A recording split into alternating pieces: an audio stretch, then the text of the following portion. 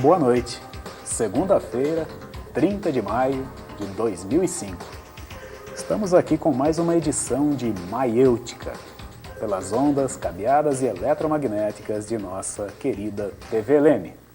Obrigado aí ao Gildinho pela força que ele tem nos dado nessa transição entre o programa do Gildinho e a Maiêutica. Ele faz isso toda segunda-feira e nós somos muito gratos a ele.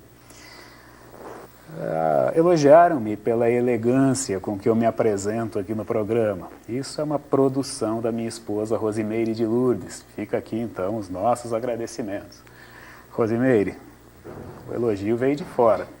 Parabéns, é todo seu. Maiêutica de hoje conta com a presença de nossa amiga Daniela Regina dos Santos Mano. A Daniela é historiadora. Estará aqui falando, inclusive, de entre outras coisas, sobre o projeto, a chamada monografia, que ela trabalhou durante o seu curso de graduação, a moda, mais especificamente a moda dos anos 20 e 30, e a influência que a moda teve no comportamento feminino, sobretudo para com as mulheres, que passaram ali a praticar muitos esportes naquelas décadas, umas décadas até longínquas e até certo ponto esquecidas aí recentemente no tratamento glamuroso que se dá a certos temas. Depois nós teremos aqui o DJ Paulo Augusto Antônio de Oliveira, que há bastante tempo milita lá, primeiro inicialmente na Rádio Cultura de Leme, depois na 91 FM, nas manhãs de domingo, levando muito samba, muita música aos seus ouvintes. O Paulo estará aqui na segunda parte de nossa Maiêutica. Nós vamos nos hidratar um pouco e já estamos de volta.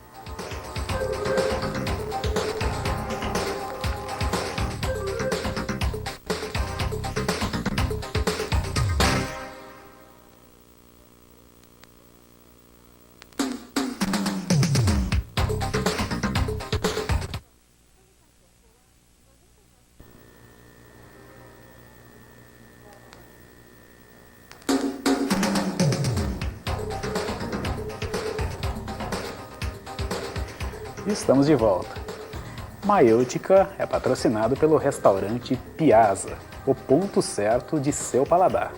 O restaurante Piazza é localizado ali na Avenida 29 de Agosto, 603. Atende pelo fone 3554-8850. Também estamos aqui sob o patrocínio da distribuidora de revistas Silvia. E a nossa convidada está aqui, a Daniela Regina dos Santos Mano. Boa noite, Daniela. Boa noite. Daniela, você é de Leme? Sou, nasci aqui.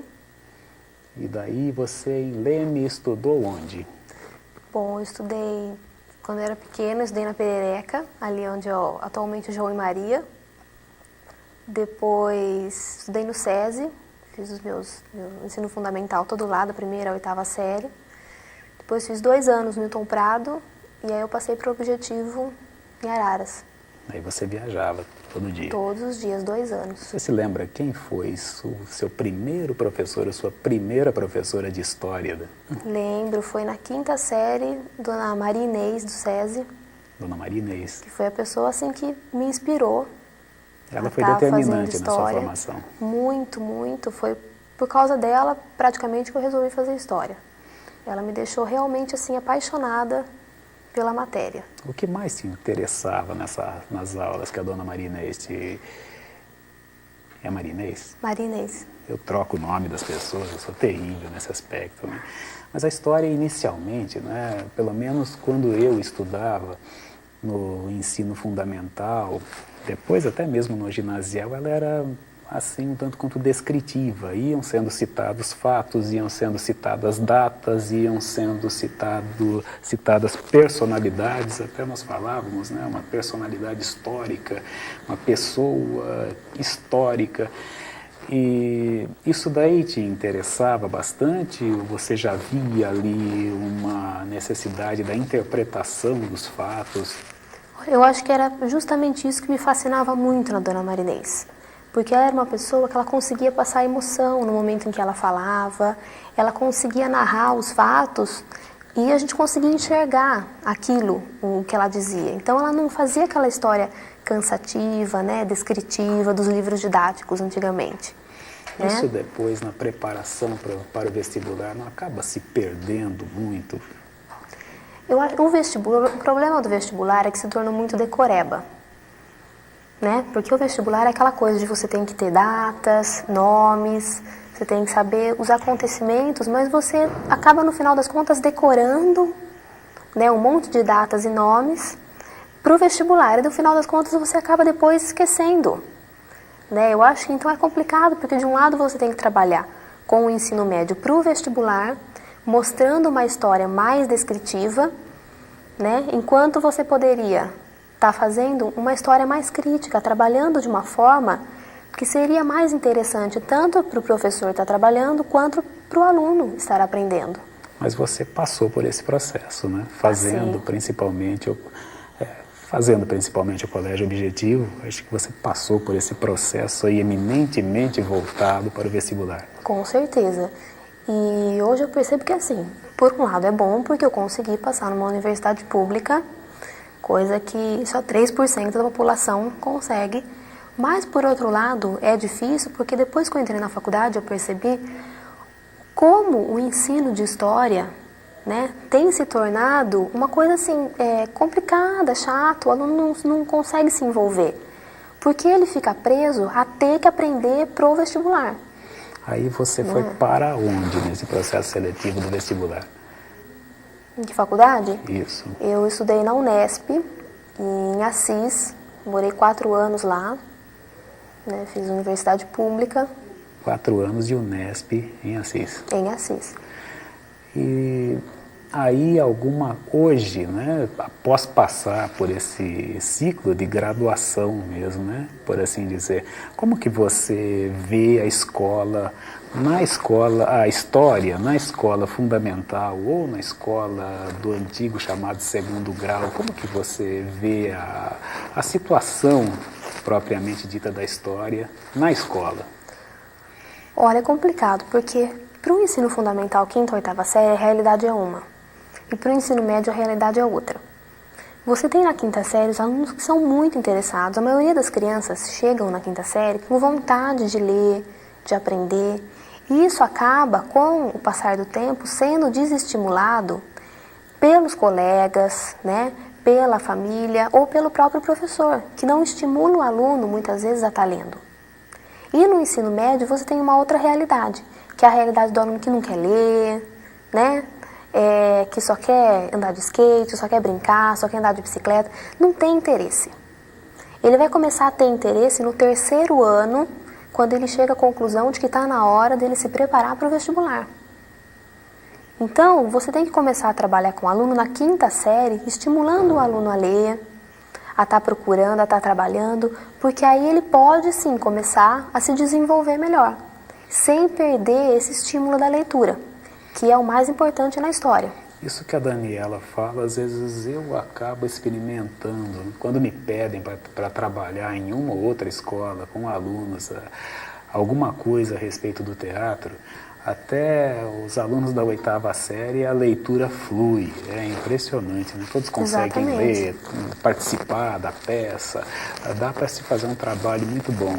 Quando o trabalho é voltado para o ensino médio, eu me perco um pouco nos conceitos hoje acerca do ensino, né? Mas o antigo, segundo grau, colegial, como era chamado, aí nós ficamos meio boquiabertos, porque os alunos acabam ali manifestando uma dificuldade na leitura que né, nos transtorna, nos deixa um pouco perdidos ali naquele processo todo. Eu imagino a luta dos professores, né, nessa perspectiva toda. Mas enfim, é um dado aí da realidade que nós temos. Talvez a solução esteja até num próprio redimensionamento do ensino, né, Daniela? Eu acho que você tem que incentivar o aluno a estar indo em bibliotecas, a estar procurando uma leitura que ele goste. Eu acho que ele não é obrigado a ler tudo que o professor pede. Ele tem que estar procurando uma leitura que ele goste, ele tem que estar indo... Eu percebo os meus alunos, Você tem uma minoria que vai em bibliotecas, né, do ensino médio principalmente, não sabe procurar um livro, né, não sabe nem a sua preferência. Você pergunta do que você gosta de ler, eu não sei. Então é complicado. Eu acho que você tem a primeira coisa em história é estimular a leitura, porque se o aluno não lê, não tem, né? Pode ser um ótimo professor de história, que é impossível, se você não ler, não adianta, que você não consegue desenvolver. E os pequenos leem muito mais que os grandes. É uma pena, né? Porque esse interesse pela leitura acaba se perdendo aí, né? Da passagem, talvez, de um ciclo para o outro. Essa é uma questão que precisa ser muito discutida, muito debatida e precisa ser sanada com até uma relativa não, até com urgência. Não existe, né, urgência relativa. Ou é urgente ou não é urgente. Há um conceito de história que possa englobar essa matéria tão importante, Daniela? Olha, eu sei que é uma pergunta complicada essa, mas... difícil definir história em poucas palavras, mas eu vou dizer aqui o que eu digo para os meus alunos. Todo começo de ano eles me perguntam, mas por que eu tenho que aprender história? É chato. Por que eu vou ter que aprender o que os romanos fizeram? Mas eles já morreram, já não existem mais.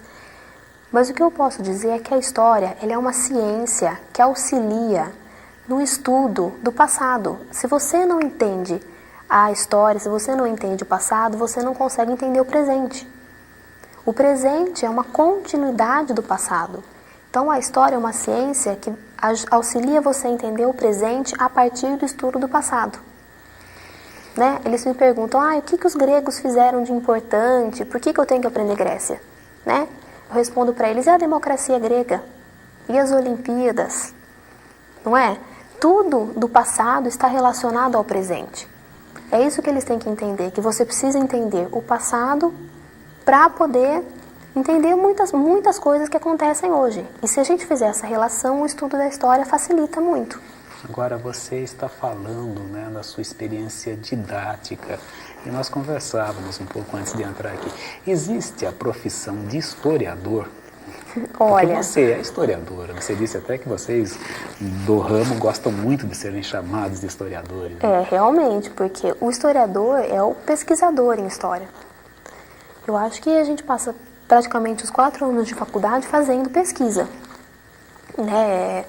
Só que o historiador em si, eu acredito que esse termo até não, vamos dizer assim, como eu posso dizer, não seja nem registrado. Existe o pesquisador em história e existe o professor em história. Né? Mas hoje o historiador, ele não acredito que um termo reconhecido. Né? Por mais que todo historiador goste de ser chamado pelo termo, né? Mas eu acredito que não seja reconhecido. Mas o historiador nada mais é que alguém que faz pesquisa e que estuda a ciência, que é a história. Mas há um campo de trabalho para o historiador nos museus, me parece. Com certeza, você tem um campo de trabalho muito grande para o historiador hoje. Né? É até interessante porque você tem hoje, né, em televisão as novelas de época que empregam muitos historiadores. Aprenderam, né? Parece que aprenderam de tantas bobagens que veicularam. Exatamente, tanta coisa que aprontaram, acho que aprenderam. Tantas críticas e fundamentadas que sofreram. Né? Eu pergunto, porque sem querer cortar, né? Porque esse filme, Olga, que passou recentemente, sofreu duríssimas críticas dos historiadores, né? Por força ali de alguns erros grotescos que foram cometidos em relação aos uniformes utilizados, aos aviões utilizados. Houve até aviões ali aterrissando impropriamente, pois no período específico dos fatos poderia haver apenas os hidroplanos conseguiriam, né, aí já não seria uma aterrissagem, mas conseguiriam voltar aí para o solo ou para a água, né, conforme a necessidade ali do momento. E houve erros ali grotescos nesses aspectos, em um filme que foi uma superprodução brasileira, né? Isso por falta justamente de se ouvir, né? Gente da área e gente que pudesse fundamentar. E nesse tipo de caso, de filme, novela, você não tem erro somente em relação a objetos, você tem erro em relação a expressões que eles usam, né? que não eram usadas, em relação a músicas que eles colocam, às vezes a pessoa ouvindo, a música não existia. Né? E isso eu percebo muito quando eu assisto. E eu acho que isso tem melhorado muito com o auxílio, né, desses pesquisadores. As críticas foram fundamentadas e estão gerando aí, né, os cuidados necessários para que nós também não engulamos tanta coisa conforme vinha acontecendo. Daniela, explica para mim que história foi essa de fim da história que um historiador aí andou apregoando um tempo atrás, o seu Francis Fukuyama. Então, na verdade, tem alguns... Tem um ramo na história onde se acredita que exista um dia você vai chegar a um ponto em que vai se estagnar, né, e você vai ter o fim da história. Né, como se nada mais fosse andar, como se você fosse continuar no mesmo sistema, né? Como se você fosse continuar, a história ia se estagnar, você não teria mais progresso, você não mudaria mais de sistema. Na verdade, o próprio marxismo apregoava isso, né? De uma certa forma, a história da ditadura, do proletariado, e depois um regime socialista. Exatamente, eles acreditavam que o fim da história seria o momento em que a burguesia iria cair e você teria um sistema socialista. Isso talvez até no campo oposto lá do Fukuyama, né? A visão dele parece ser bem outra. Exatamente. Mas você tem esse ramo da história, você tem os pesquisadores que brigam muito em congresso por isso, que eles realmente acreditam que isso vai acontecer, mas hoje isso está caindo já, né? Eu acho que é muito complicado você dizer que teremos o fim da história. Eu não acredito nisso, eu acredito que o sistema vai mudar, muda lentamente, né? Você sai de um sistema mercantilista muito lentamente para um sistema capitalista, que a gente já percebe que está mudando, né? No momento em que a classe média vai se achatando, você vai ter uma mudança de sistema, provavelmente, e a história não tem fim, a história é um contínuo, né? E no máximo alguns fatos se repetem, né? São muito parecidos, mas a história não tem fim e não vai se estagnar jamais, né? Aquela definição da história como sendo os fatos surgidos posteriores à escrita, né? E a pré-história anteriores à escrita, essa definição foi superada ou ela era meramente didática? É complicado, porque nas escolas os livros didáticos ainda fazem essa separação. Isso não acabava acarretando um desrespeito com culturas, principalmente, não, né? Com certeza, com certeza. Porque você, além inclusive, de você... havia uma própria limitação, né? Cultura também era relativa às sociedades ágrafas e a civilização era Exatamente. da sociedade. Quer dizer, você separa, a partir de um marco, você separa os não civilizados e os civilizados, o que é um erro. Como você diz que alguém é civilizado e não é civilizado? Não é? É complicado, e os livros didáticos vêm de mostrar isso. Que você tem lá, né? Todo livro didático de quinta série tem a linha da história, né? Onde você tem a divisão entre história e pré-história. Isso não pode acontecer mais. Isso acaba estancando, né, o próprio conhecimento. Mas a TED, inclusive, é uma finalidade aí um tanto quanto elitista, né, em relação a determinadas manifestações aí, civilizações sobre outras. Agora, há como democratizar a história, porque nós temos, quando estudava, me chamou muita atenção um termo, né, a eponímia. Falava, olha, cada período ali acaba estando vinculado a um determinado acontecimento ou uma determinada pessoa, e tudo gira em torno, né, daquela pessoa ou daquele acontecimento. Nós falamos muito da Revolução Francesa, ou nós falamos muito de Nero, ou nós falamos muito de, enfim, desses grandes vultos, né, e me parece uma preponderância até mesmo machista aí, e às vezes até mesmo a preponderância econômica acaba influenciando, né, no aprendizado desses temas que são de extrema importância. Como mudar essas coisas estão mudando, estão sendo superadas. Você, na sua experiência, qual a sua visão a respeito disso? Olha, é bem complicado. Porque hoje você tem o ensino fundamental do Estado, por exemplo, você tem os livros didáticos que são enviados, e esses livros didáticos já vêm com uma visão elitista. Né? Eles já mostram a história a partir da visão do dominador. Então ele mostra o descobrimento da América a partir da visão do Pedro Álvares Cabral, que descobriu a América, e não do índio que estava aqui, né? Ele mostra a história, a visão de quem domina. Então é complicado, porque como você vai trabalhar? Primeiro que você tem um livro a seguir, você tem, né, um parâmetro a seguir. Um currículo Exatamente. a obedecer. Você tem um currículo a obedecer, né? Isso é cobrado do professor. Com certeza, isso é cobrado. Então você tem um livro didático na mão, né? O máximo que você pode fazer é tentar dar uma jogada, colocar um texto, alguma coisa diferente. Mas você tem aquela visão demarcada. Você começa pré-história, Idade Antiga, caiu o Império Romano, Idade Média, grandes navegações, Idade Moderna. Quer dizer, você divide tudo como se tivesse uma linha imaginária naquele ano que dividisse a história. E você conta a história a partir de que continente? Do europeu. Isso é o grande erro, né? Como se tudo tivesse começado lá. Você não conta a história a partir do índio, né? Você não conta a história a partir da América, da África, que é também um dos continentes mais antigos. Nós não temos história da África no currículo. Calam-se as vozes da África, né? Exatamente, você não tem história da África, que seria muito importante ter no currículo, porque além do mais, quantos africanos não vieram para cá, escravizados? Então, quer dizer, você fica com aquela visão europeia da história. Daniela. Que, infelizmente, quanto mais você tem acesso, o aluno tem acesso ao livro didático, ele acaba aprendendo cada vez mais essa visão europeia. O tema é apaixonante, né? Nós falaríamos aqui horas e horas sobre ele. Agora, mais especificamente, em cima do seu projeto, que foi ligado à moda, né? Isso nós estava... E aí eu me torno analfabeto de pai e mãe. Me parece que versava sobre a moda nos anos 20 e 30. Por que desse tema escolhido por você para o seu projeto nesse seu tempo de graduação na Unesp? Bom, eu sempre sou uma pessoa assim, muito ligada à moda. E quando eu entrei na faculdade, eu me apaixonei muito por um autor chamado James Lever, que ele escreveu um livro chamado História da Moda, né? A Moda, uma História Concisa.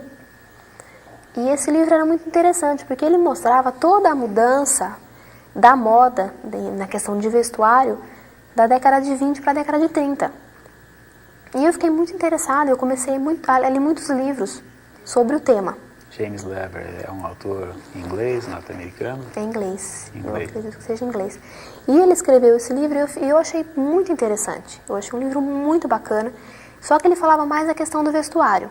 Como que ocorre uma grande transformação no vestuário feminino na década de 20. Né? E a partir disso eu comecei a ler outros autores e a perceber que essa mudança do vestuário feminino ocorria não por uma questão de moda, mas por fatores ligados à sociedade da época. Então isso aqui foi mais instigante para mim. Porque você tem uma mudança muito rápida da moda, mas que não está ligado ao vestuário, mas está ligado a fatores externos, como a influência francesa e norte-americana, e está ligado a fatores internos, como o ingresso da mulher no ambiente público. A mulher deixa de ser apenas dona de casa, né? Para começar a acompanhar o seu marido em festas, para começar a praticar esporte, incentivada pelos médicos da época. Né? Você começa a ter a entrada da mulher no ambiente público a partir de fatores sociais. E tudo isso vai influenciar na forma como essa mulher vai se vestir. De que forma isso vai acontecer? Né? Você tem até a década de 10, final da década de 10, uma mulher que usa espartilho, né? Que anda sempre muito bem arrumada, quer dizer, ela tem tempo para se arrumar. Ela fica horas do seu dia se arrumando. Agora não, agora você começa a ter uma mulher que ela vai praticar esporte, que ela sai com o marido, que ela leva os filhos para a escola, ela entra no mercado de trabalho, principalmente a classe média que antes não tinha acesso ao mercado de trabalho. Então, quer dizer, você tem uma mulher que está cada vez mais prática e cada vez querendo se parecer mais com os homens. Né? E isso é um fator importante. Quando a mulher ela resolve entrar para esse ambiente público, que antes era restrito aos homens, ela começa a desenvolver, né, outras habilidades, como ela vai trabalhar fora, né? ela não cuida mais apenas dos filhos e do marido. Então, você percebe uma mudança muito drástica. Elas cortam os cabelos, né? Elas deixam de usar o espartilho, as saias ficam mais curtas.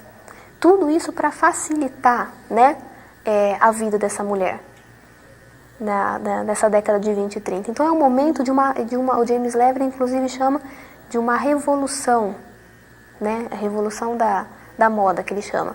Por quê? Porque foi realmente uma revolução. Isso foi progressivo. Houve algum obstáculo? A crise de 29 chegou a colocar um obstáculo? A guerra? Houve obstáculo. Porque aí é um período entre guerras, né? Isso. Que a Primeira Guerra já se inicia ali depois. Exatamente. Em 35, houve um obstáculo, né, da própria sociedade. Né? Os homens não queriam. Então, a maioria das revistas da época, a revista feminina, a Vida Doméstica, o Cruzeiro, quem comandava essas revistas, na maioria das vezes, eram homens. Então, eles colocavam artigos nessas revistas, né, dizendo que isso era uma moda assim, que não poderia ser usada, que é onde já se viu a mulher querer sair de casa para praticar esporte. Isso repercutiu no Brasil, toda essa... Exatamente. Você tem uma repercussão que, aliás, vem de uma influência francesa, porque toda essa transformação se inicia na França. Foi o cinema o grande veiculador disso? Também, período? O cinema norte-americano. Né? Na década de 30 você começa... É interessante porque você tem o cinema que vai se desenvolver na década de 30 e todo mundo vai ao cinema. E as mulheres querem imitar as atrizes norte-americanas e elas começam a se vestir igual essas atrizes. Né? Então, elas querem se tornar iguais às atrizes. Então, você tem uma influência muito grande da moda norte-americana também, principalmente por causa do cinema, da entrada do cinema na vida das pessoas, principalmente da classe média e da classe alta. Eu falei aqui na guerra, né, mas falei em 1935, na verdade, a Segunda Guerra ocorreu entre 39 e 45. Né?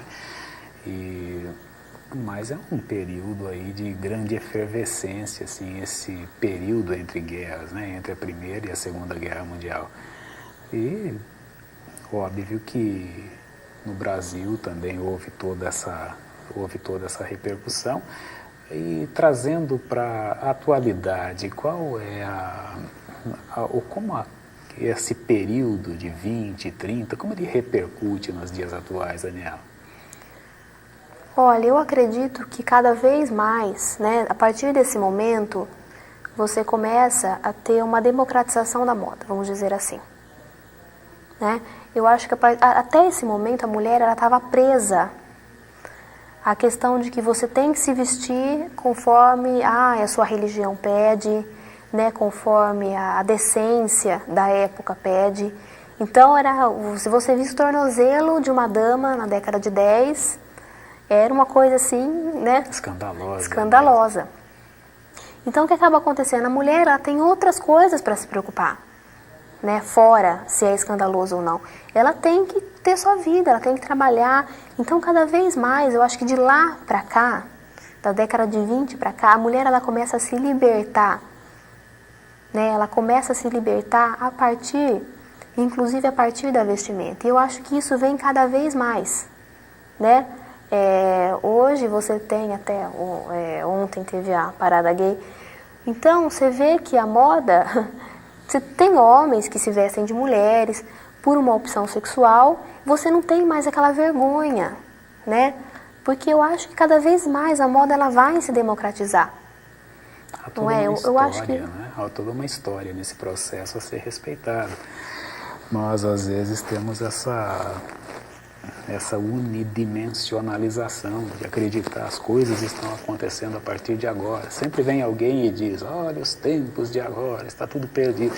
Na verdade, tudo tem uma história, né? Uma história muito grande a ser respeitada. Eu acho que as pessoas têm memória curta. Essa é a verdade. Eu acho que as pessoas têm muita memória curta. Eu acho que o problema das pessoas é que parece que tudo aconteceu ontem, elas não conseguem enxergar que tudo vem de um processo muito lento. E o processo da globalização parece que encurtou mais ainda a memória das pessoas. Eu senti muito isso. Exatamente. pareceu que toda a dinâmica aí processual da informática, o avanço tecnológico, parece que havia sepultado todo um passado, né? E havia criado um novo mundo. Até que houve até um marco nessa história toda, né? O 11 de setembro, lá, o desabamento daquelas torres lá, acho que despertou todo mundo. Falou, olha, houve um evento ali, olha, as coisas não estão tão definidas, o paraíso não está tão instalado, é preciso estudar um pouco, preciso voltar lá no tempo e vermos as nossas raízes para que possamos construir uma realidade aí mais duradoura, né? Um bem-estar mais duradouro, mais consistente. E consistente. a mesma coisa que ocorre com a moda. A moda nada mais é do que um processo que vem se desenvolvendo não só a partir da década de 20, mas ao longo dos séculos. Mas essa mudança ela se torna muito evidente e muito, vamos dizer assim, dinâmica, muito rápida a partir da década de 20. É a partir desse momento onde tudo muda tão rapidamente que as revistas começam a falar, peraí, vamos mais devagar porque vocês estão indo rápido demais. Então é complicado, você tem essa mudança rápida, mas que isso se reflete hoje. Quer dizer, a mulher não quer mais voltar a ser a rainha do lar, a mulher não quer mais, né, voltar a ser submissa como ela era antes. A mulher tem um desejo de se desenvolver cada vez mais, crescer no mercado de trabalho, né, crescer como pessoa, e eu acho que isso tem muito a ver com essa questão da história da moda, né, porque a história da moda não é só você falar de roupa, de chapéu, de sapato. A história da moda é você falar de todo um contexto social que está em torno disso, né, porque a moda nada mais é do que um reflexo da sociedade da época. Bem, Daniela, o tema é Por Demais Apaixonante, nós ficaríamos aqui a noite toda discutindo sobre ele, né? O nosso tempo, infelizmente, é curto, já são 22 horas, 45 minutos, acabou de mudar, de 44 para 45, nós temos que agradecer demais a sua presença aqui. Fica aqui o tempo que você quiser para dizer um até breve até aos nossos TVentes, né? E com certeza você voltará um dia para nós aprofundarmos essa discussão. Não, só queria agradecer ao convite, né, agradecer de estar aqui hoje e me senti muito à vontade e gostei muito. E muito obrigada. Temos muito que agradecer aqui a sua presença. Nossa noite de segunda-feira foi muito enriquecida pela discussão, aliás. Como eu disse, sou analfabeto de pai e mãe no tema e aprendi demais. E nós só temos de agradecer a você, tá ok? Muito obrigado mesmo. Obrigado por você ser lemense, inclusive. Isso nos enche de orgulho. Nós vamos nos hidratar. Daqui a pouco a gente volta com a segunda parte de Maiêutica.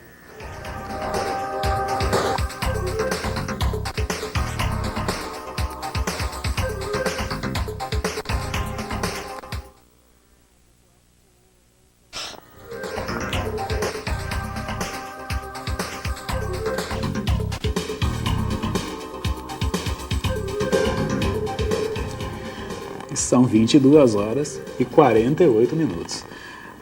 Rosimeire, olha, pediram que eu tirasse a japona porque estava dando interferência lá no microfone, tá? Mas eu continuo bem produzido, continuo com a elegância que vem sendo muito elogiada aí pelos nossos TVentes. Aqui está também muito elegante o nosso segundo convidado da noite, o nosso amigo Paulo Augusto Antônio de Oliveira. O Paulo Augusto é DJ. DJ. Você gosta desse termo? Não me incomoda, não me agrada, mas também não me incomoda tanto, não. Não tem mais que apresentar do que simplesmente ser um DJ, né? Você é de Leme, Paulo? Eu sou de Leme, sou lemense. Filho de quem? Meu pai é de Aulas, né? E minha mãe Vera. São filhos de Aguaí e São João da Boa Vista. É casado, Paulo? Eu sou casado com uma, também quase lemense, mas de Limeira. Então, tá uma mistura interessante. Tá ao vivo ali nos acompanhando. Tá cuidando ali. Qual que é o nome da sua esposa? Ângela. Ângela. Esposa Ângela. E desse casamento surgiram? 3 filhos. 3 filhos? 3 filhos. Já 3 filhos. Eu só me lembro do menorzinho. Quando a gente... que ele já cresceu tanto. Que ele já tá grande, já, né? Já tá grande. Esse já não é mais o menorzinho. Já... Como é que chama as crianças? Felipe, Priesca, a segunda, e Cauanda, a caçula. São duas mulheres. 2 meninas então. E o menino. O Felipe está com quantos anos agora? O Felipe está com 14 anos, a Priesca 9 e a Cauanda 5. E aquele outro filho que você tem, Paulo, aquele lá da rádio, como é que foi gerado aquele filho lá que você acalenta até hoje, né? Ele foi gerado, posso dizer, com bastante dedicação, bastante entrega, amor até, né? Porque sem amor você não consegue fazer nada dar certo, né?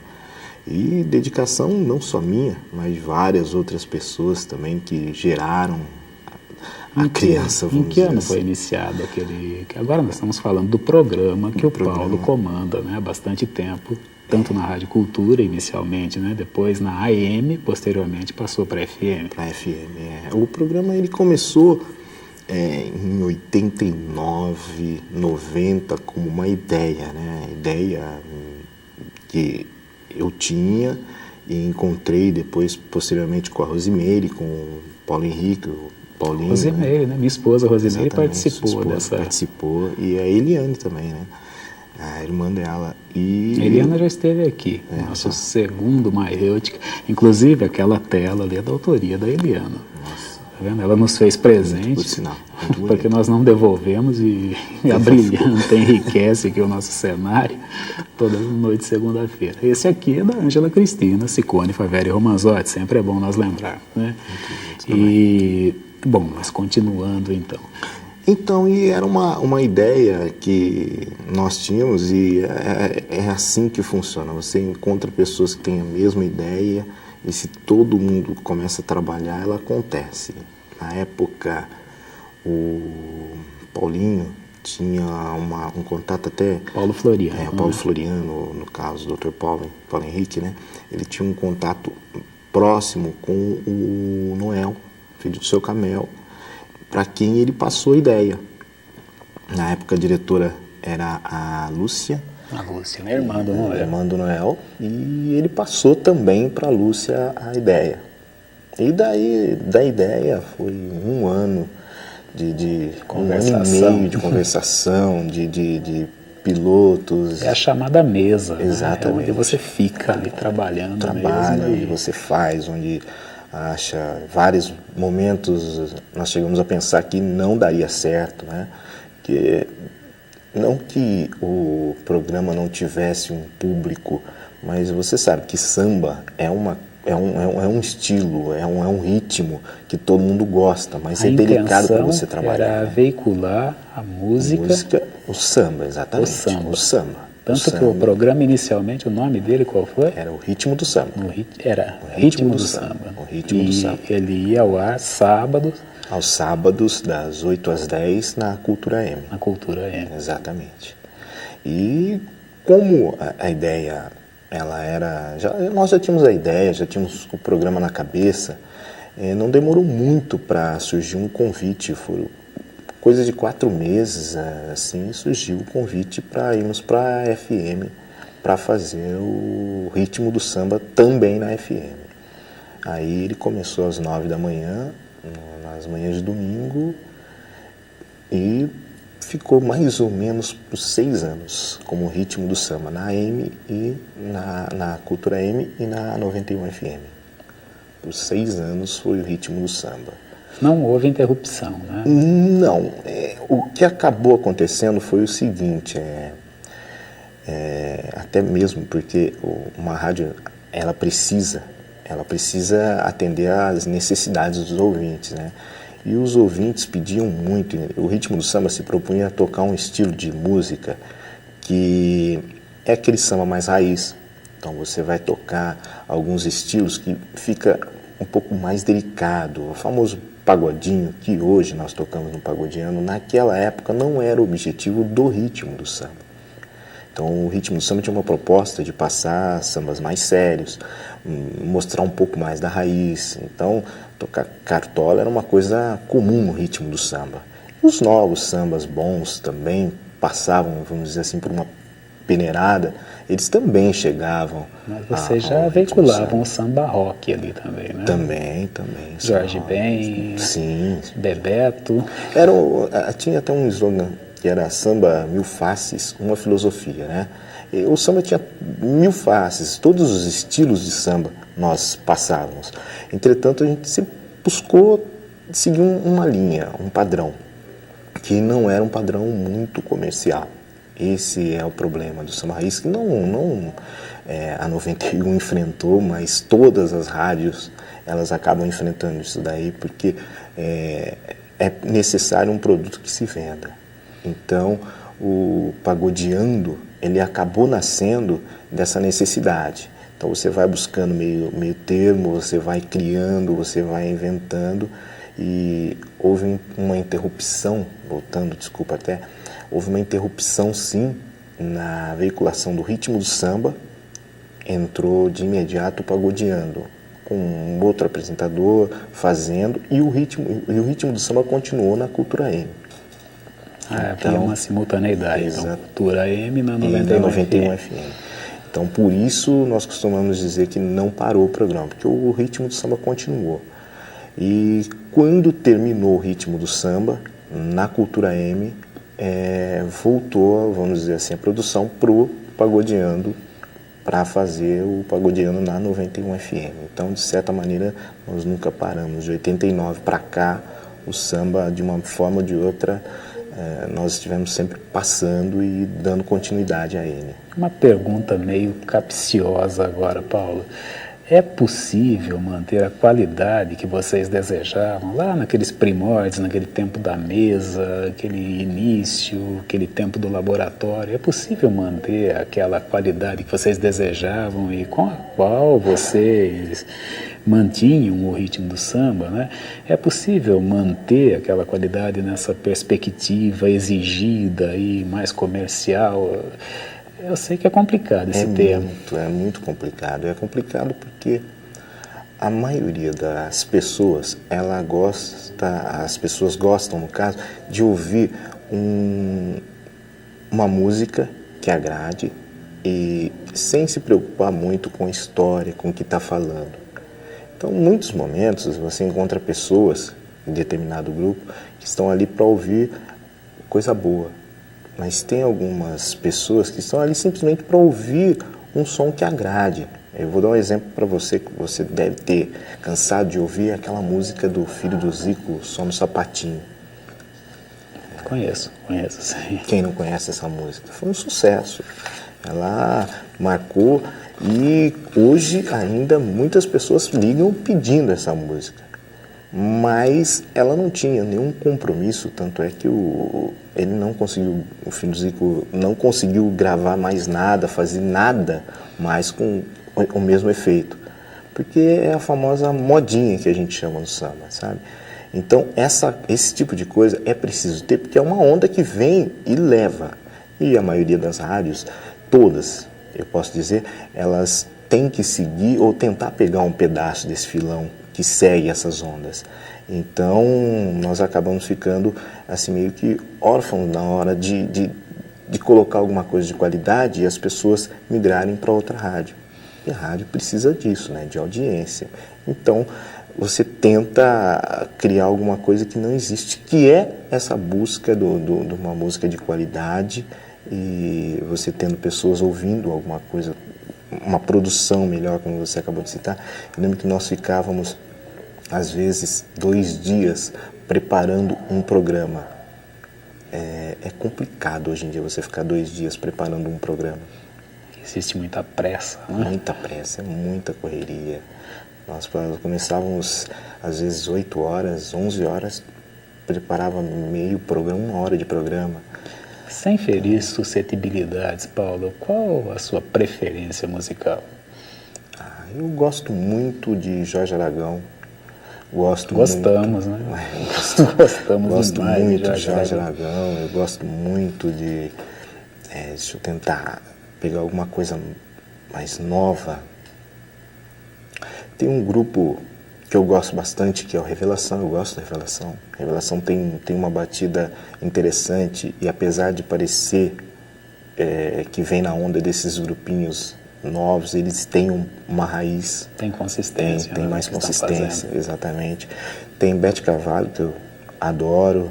Zeca Pagodinho também é demais. Gosto muito também da Dona Jovelina, e é uma daquelas que a gente tem muita dificuldade de estar tocando, né?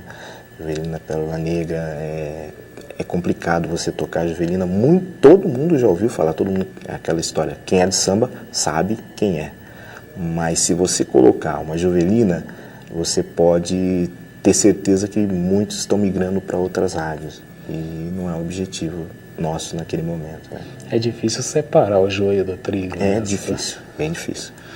Até há pouco, né, nós ligávamos a TV, às vezes domingo à tarde, era deprimente, né? Ficava lá dois tentando cantar na frente, um pessoal lá se requebrando atrás. Houve uma exploração excessiva aí também do corpo, né? Não que há que se reprimir e tudo mais, mas tudo acabava virando insinuação ali, né? Provocação sexual, às vezes, em determinadas performances, isso acaba reduzindo a música, né? Eu vejo nessa perspectiva. Mas acaba deprimindo esse estilo, que é principalmente... Vamos falar especificamente, axé, né? O tchan, né? O axé, o famoso axé, que foi um dos ritmos que nós tivemos que colocar em pauta na programação dos programas de samba, né? Porque anteriormente nós não tínhamos o axé dentro da nossa pauta, então era mais fácil trabalhar. Só que é como você acabou de falar, a pessoa liga o rádio no domingo de manhã, querendo todo aquele clima do domingo, e ela quer ouvir o tchan e quer ouvir a nova do tchan antes que ela tenha que ouvir num programa A ou no programa B à tarde. Então se você não toca outra coisa, você desagrada, porque tem outra rádio que está tocando. E aí quando essa pessoa, à tarde, liga a televisão, ela fica muito satisfeita e infeliz com você porque você não tocou aquilo para ela. E a culpa é engraçado, mas parece que a culpa passa a ser sua. É interessante isso. Mas essa exploração desnecessária, eu acho que trouxe consequências também pro estilo, porque o axé, de uma certa maneira, ele não conseguiu se firmar com muita clareza aqui no nosso estado, né? Você pode ter uma visão de que ele na Bahia, mais no norte, ele está bem, está caminhando bem, mas aqui ele tem uma séria dificuldade, porque se você não apresenta nada que possa se expor, que possa se explorar, você não tem conteúdo. E muitas músicas de axé são boas, só que eles não conseguem mostrar porque não tem mais uma outra Sheila, uma outra Carla Pérez que possa estar se mostrando e agradando na mesma grandeza que ela. Esgotou, né, de uma certa forma, aquele modelo era de curto fôlego e não havia como ser de outra maneira. Acabou ali se deteriorando, como, aliás, até podemos dizer, né, felizmente acontece esse tipo de coisa. Mas quando do início, Paulo, de todo aquele trabalho, o trabalho da mesa que nós já comentamos, havia uma certa ligação ali, né? Talvez você não... Mas a gente pode tocar nesse tema. Havia uma ligação com o grupo de consciência negra de Leme, né? Naquele período ali. E foi um dos trabalhos que o grupo de consciência negra, depois se tornou o ECAL, foi um dos trabalhos ligados ao grupo de consciência negra que vingou, foi justamente esse programa, né? Você se sente satisfeito com isso? Você se sente um participante dessa história? Sim, sim. Porque na época eu não era da ECAL, eu era da Pastoral do Negro. E em 88, tanto é que o programa começou em 89 e 90, mas em 88, há 100 anos da abolição, que houve uma grande explosão do assunto, o negro foi exposto para toda a sociedade, não mais como um motivo de aberração, sabe aquela coisa assim que causa um certo desconforto, mas sim foi colocado como um ser humano que também estava aqui para brigar pelos seus direitos, igualdade, isso, aquilo. Ele chocou muito mas ele causou também a abertura de espaço para muita gente. Porque muitas pessoas, isso daí o netinho de Paula fala muito, muitas pessoas surgiram nesse momento e tinham vergonha da sua cor, tinham vergonha do seu jeito, sua raça, da sua raça, né? Assim. E esse momento foi ótimo, foi excelente. Então, sem dúvida, todos esses grupos que nós vemos hoje são também consequência daquela explosão. Até ouvia anteriormente na entrevista da professora, ela falar a respeito de pontos, né, em pontos determinantes de alguns acontecimentos que geram outros acontecimentos. É mais ou menos a mesma coisa. Se não houvesse naquele momento essa união, né, talvez exagerassem usar essa expressão, essa união negra, como nós, por exemplo, a Pastoral e a ECAL e outros grupos que vieram de fora também, outros grupos que várias vezes se apresentaram aqui em Leme, que vieram para ratificar essa necessidade de uma abertura, talvez nós não tivéssemos tido nem a coragem para brigar tanto para ter um programa que existe até hoje, né? Nós aqui só temos de parabenizá-lo pela coerência nesse processo todo, né? E por haver mantido durante todo esse tempo essa atividade, esse programa no ar, participando assim, né, efetivamente desse processo de libertação. Nós não queremos aqui fazer apologias exageradas e tudo mais, né? Mas é assim que a história é construída, né? Com muito trabalho, com muita dedicação, com muita responsabilidade, e nós só temos mesmo de parabenizá-lo por isso. Nosso tempo é curto, Paulo, infelizmente. Nós estamos chegando ao final de mais essa entrevista e até de mais este Maêutica, sempre sob o patrocínio do restaurante Piazza, localizado ali na Avenida 29 de Agosto, 603, praticamente no coração de Leme. O restaurante Piazza atende pelo fone 3554-8850. O restaurante Piazza é o ponto certo do seu paladar. Também estivemos aqui sob o patrocínio da distribuidora de revista Sílvia. E fica aí o espaço para você dizer um até breve aos nossos deventes. Eu, mais uma vez, gostaria de agradecer o convite. Eu tenho inveja da voz do Paulo. Nossa Senhora, essa voz horrorosa Obrigado. que eu tenho. Ele com toda essa impostação natural. Mas é dom, né? Isso é dom. Você falou de pastoral, é dom de Deus, né? É dom de Deus, sem nisso. dúvida. Sem dúvida, é dom de Deus. Eu gostaria de agradecer mais uma vez a oportunidade e dizer também que o objetivo do programa que era na época ainda é o mesmo de hoje, se Deus quiser, comigo ou semigo, ele continue sempre levando a alegria, a descontração para as pessoas, principalmente no domingo, que é quando a família tem um tempinho para se reunir, né? Então é gostoso você estar passando a trilha sonora para que essas pessoas tenham aquele momento e se lembrem no futuro. É na 91 FM. Na 91 FM. Todo domingo a partir das 10 da manhã à 1 da tarde. Então fica aí o convite para os nossos eventos. 91 FM, das 10 da manhã até as 13 horas, todo domingo. É cultura e diversão na certa. Chegamos ao final de mais um Maêutica. Nossos agradecimentos ao Aislan, ao nome difícil de pronunciar, né? Ao Aislan, ao Vinícius. Nossos profundos agradecimentos à historiadora Daniela dos Santos Mano, que esteve com a gente, ao Paulo Augusto Antônio de Oliveira, que ficou aqui conversando com a gente nesta segunda parte do Maêutica deste dia 30 de maio de 2005. Estaremos de volta na próxima segunda-feira, com certeza. Até lá, boa noite.